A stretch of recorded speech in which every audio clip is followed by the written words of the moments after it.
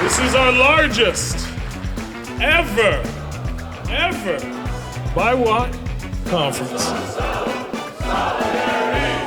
So this weekend we're here for the BIWOC Conference. It's the 10th year anniversary of Unifor.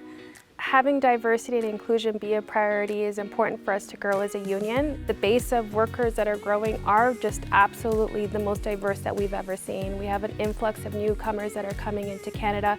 If we're making sure that we have people that represent those folks in leadership positions, in places within our locals, within our unions, and they see themselves in there, then they're able to come in and grow with us and build and keep that momentum going. I've met somebody that came from BC. Somebody came from Winnipeg. I'm from Ontario. But our issues are the same issues all across Canada. It's our opportunity to speak about our wins, our accomplishments, to learn from each other. We have asked you to write what you're celebrating from our union in the last 10 years, and also what you would like to see in the next 10 years in our BIWOC community. And as we grow, these trees will grow. We've really had incredible victories over the last decade.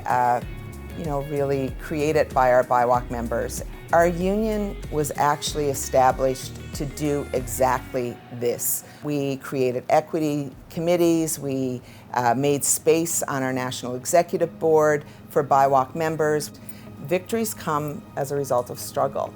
Our struggles are real. I've gone through an election process that was extremely difficult. In 1992, I decided to run. My encouraging factors were racism, sexism, homophobia in the plant. I would hear it every day. There were more females obviously coming into the workplace, and I really had to fight hard with the employer and my bosses to say, we need a little bit more space. A lot of my class consciousness and political education came from working many a bad jobs. And everybody told me, we know you're a good activist, you're involved in the union, you're involved in the community, you're a community organizer, but you're not gonna make it. And of course, we don't always want to have to struggle to achieve gains, but obviously this has meant that our BIWOC members have organized, they have become strong, powerful activists. For 5 years, I traveled across this country helping to talk to workers about joining the union and how that can improve their lives. So when I had time, I would walk into those plants, talk to people. I'll be involved outside of work in some of the community groups. In my head, I'm gonna do something good because I know I can represent them. I know I can speak for them, so that's what I did.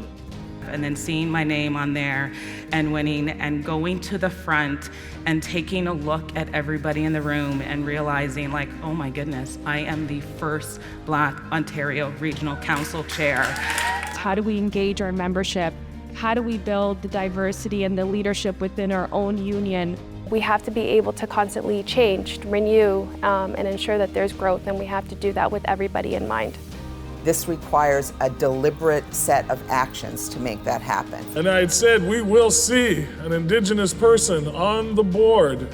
And we said, this is what we wanted. In 2018, Unifor decided that they needed to do more around reconciliation, to do a position that would advance reconciliation. I mean, being Indigenous, you don't have that seat at the table. And now there's a seat opening up. Michelle Wilson is our second seat BIWOC on the National Executive Board. I'm absolutely honored to be working with the NEB, Gina Smoke, Leanne Marsh, amazing women that I can move forward with. It's an amazing day for Indigenous folks. One of the other ways that Unifor can participate in making sure that we're making a difference everywhere is through supporting some of the work that's going on in our community and in our society. I have 300 tenants on this rent strike, and we're fighting for fair and affordable housing, and it's been a journey. So I am the spokeswoman for this.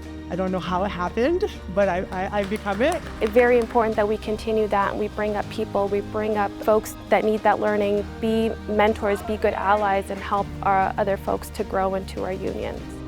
I couldn't deem myself an ally to Indigenous peoples. They had to say to me, okay, through your courage and your sacrifice and you being willing to be a co-conspirator, be an accomplice, drive the getaway car, be willing to take the fall, now you're an ally. If you had to pick one thing for our national union to do to improve, to make this community stronger and grow. Just support. Support? I would say, yeah.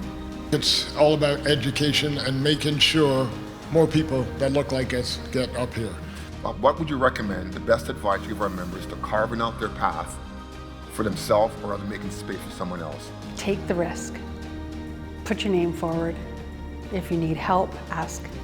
You know, join a little committee, join the executive. Challenge your president, challenge the executive team, be active in your local, be active in your community. Be the change you want to be in the world, right?